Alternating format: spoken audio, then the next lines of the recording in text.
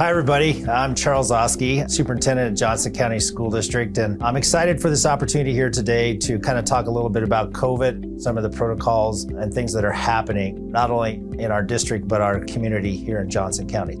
As the superintendent of the school district, please understand, this is about what we do is best for kids. Our number one priority is kids in this district and making sure kids are in person, in brick and mortar, and we're providing the safest learning environment for them and everybody, along with doing what's best for the community of Johnson County.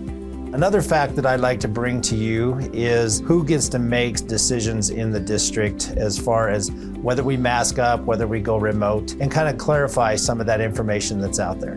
So currently, we're working through the COVID task force.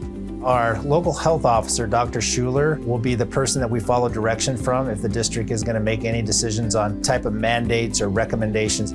From there, if there's any decisions that last longer than 14 days, then it goes to the school board or it goes to the county commissioners. But to reassure you, the school board is going to be involved and we're going to communicate with them. We're going to continue to communicate with our county commissioners with any decisions that we do make. And more importantly, we're going to inform the community in advance. At any point in time, if you ever have questions, please feel free to call me at the administrative office and I would love to sit down and visit with you about that. We're going to keep that open communication, but I wanted to clarify what that looks like for any decision making that might happen in the future. As you know, districts around us are going masks. My intention is when we have to do some type of protocols in the district, it's more short-term than long-term. It'll be a minimum of 2 weeks. We're going to monitor. We're going to do what's best for our kids, making sure our community is safe and our kids are in schools.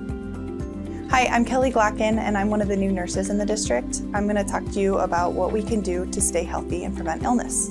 The first thing we can do is making sure we get enough sleep. Children ages 6 to 12, they need 10 to 13 hours of sleep a night, and teenagers need from 8 to 12 hours as well. The next thing we can do is having a healthy diet.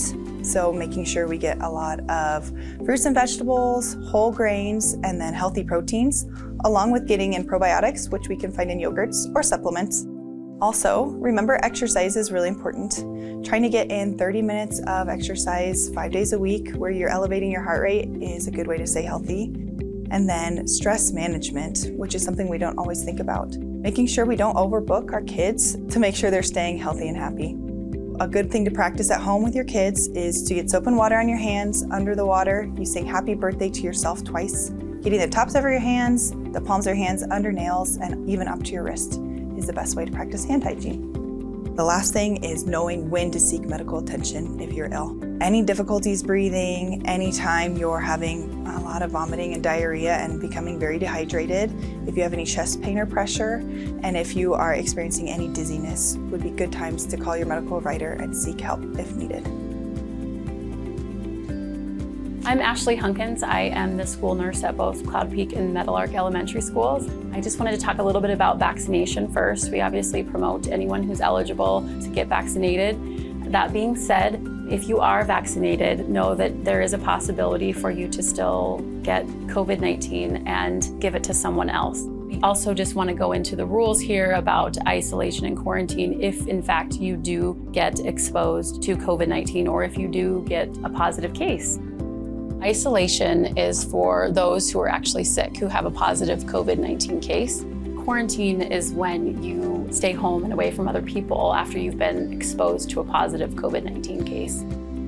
When you're isolated, you have a positive case, and the rules for isolation are to stay home for 10 days from either the start of symptoms or you stay home 10 days from the date of your positive test if you're asymptomatic.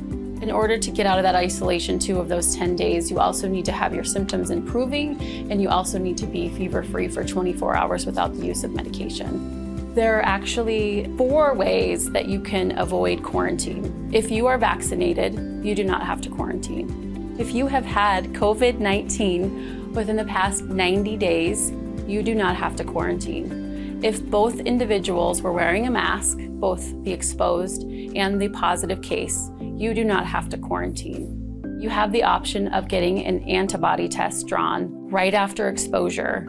And if your antibody test comes back positive, that is a blood draw, then you can avoid quarantine if you have a positive antibody test after exposure. Once you are exposed, your quarantine starts, and you have to be in quarantine for at least 7 days. On day 5 of that quarantine, you can test. And if you have a negative PCR test, you can come back on day 8. If you have any questions about quarantine, you can always call myself at the elementary schools or Kelly Glacken, our other school nurse.